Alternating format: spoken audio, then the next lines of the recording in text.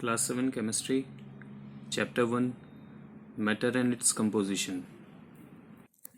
So students, matter, it is anything that has mass and occupies space. So students, a lot of things are present around us. Some we can see, some we cannot see, but still they are present over there. The reason that we cannot see it is because they are very minute ones. Like atoms, electrons, protons, we cannot see. Small molecules we cannot see. But anything that has mass and occupies space will be called as a matter. So electron, it occupies a space. Electron, it is having a mass. Proton, it is having a mass. Although we cannot see them, but yes, they are having the mass, so they can be considered as a matter. Then we know that the matter is having any of these three states. What are these one? These are solid, liquid and gas.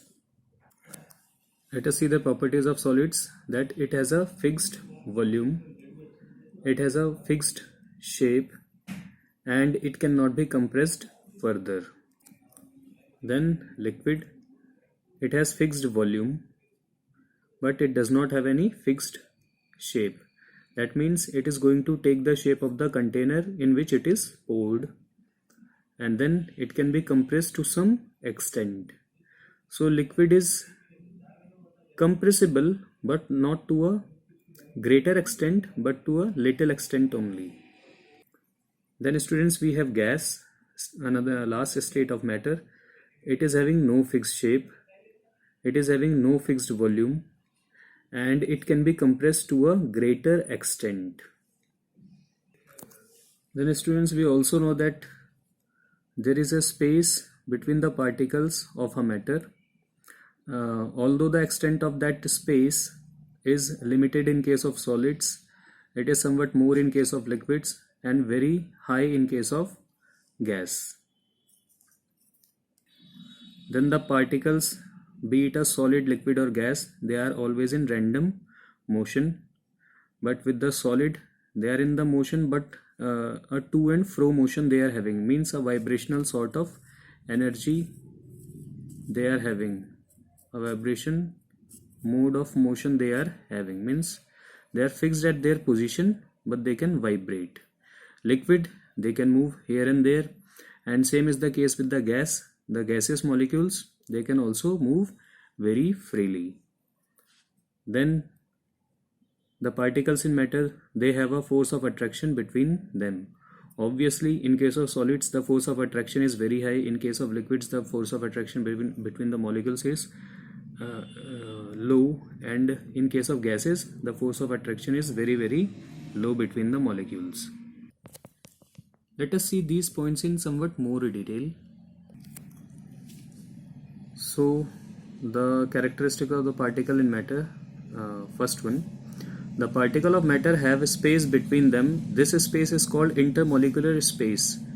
Now students, as you can see in this diagram, that in case of solids a very less space is available, in case of liquid a somewhat greater space is available, and in case of gas a very high space is available.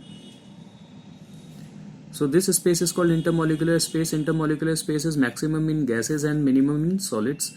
It is this intermolecular space that the particles occupy when one kind of matter is mixed with another kind of matter. For example, when salt is mixed with water, the salt particles occupy the space between the water particles. Similarly, when dust and smoke mix in the air, their particles occupy the space between the particles of gases in the air. So they are saying, by taking this example, that if you are taking salt, you know salt is a solid particle. So when the salt is mixed and dissolved in water, so it will just occupy the space present between the liquid molecules or between the water molecules. Okay, for this we can have one activity, that is to prove that particles of matter have space between them. So here you have taken a glass or some sort of tumbler you have taken, get it filled with some water, half filled with some water, and now you dissolve some amount of, you take some amount of salt. Here you can also take sugar also, but here they have mentioned you this salt only. So after addition of salt, what do we see? The water level will rise up.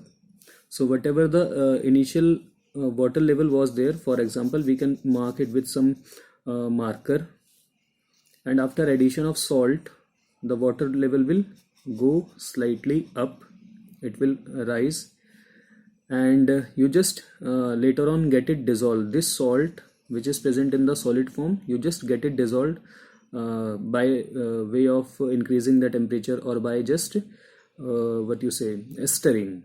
Okay, after the dissolution of this salt in this water, again what we will see, that the water molecule, the water level, it has again come to the same initial state. Okay, this initial state. So by this experiment we can prove that the salt, where the salt has gone, although salt is present here only in this tumbler, but why it has not been shown with the rise in water?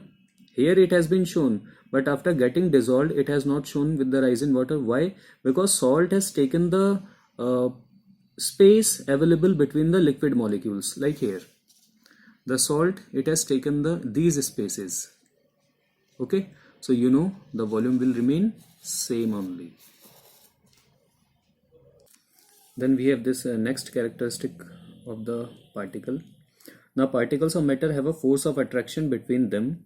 This force is called cohesive force. It is this force that keeps the particles of matter together and determines whether the matter has a fixed size and shape or not. It is strongest in solids and negligible in gases. It is due to this cohesive force that liquids form droplets when they fall.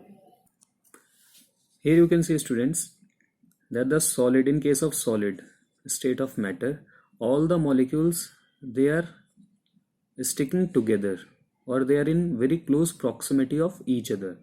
So on what account they are that much nearer to each other? It is because of the cohesive forces. These are the attractive forces between the same sort of particles. Okay, so here the cohesive force is strong in case of solid, so that's why they are very closer to each other. In case of liquids, the cohesive force is less, so that's why they are far apart. And in case of gases, there is either nil cohesive force or very less cohesive force present between two molecules, and that's why they are very far apart in this state, in this gaseous state. And it is because of this cohesive force that liquids form droplets when they fall. You might have seen, students, that whenever the tap, from your tap, you might have noticed that if some water stream, a very fine water stream is coming down of water, so after some time the stream will get broken down, and later on the drop will take this shape, and later on the drop will become somewhat spherical. Okay, you might have seen the raindrops also. They are taking from the clouds, they are coming in the form of a stream, but later on it is broken down, and later on it becomes somewhat spherical. Okay, so the molecules of this liquid, they just attract each other and they change their shape in the form of the droplets. So this is also on account of cohesive force. Then we have this another characteristic of the particle. The particles of matter are in constant random motion. This motion is called Brownian motion. And why it is called Brownian motion? Because it was first observed by Robert Brown. So on his name we have given this motion as Brownian motion.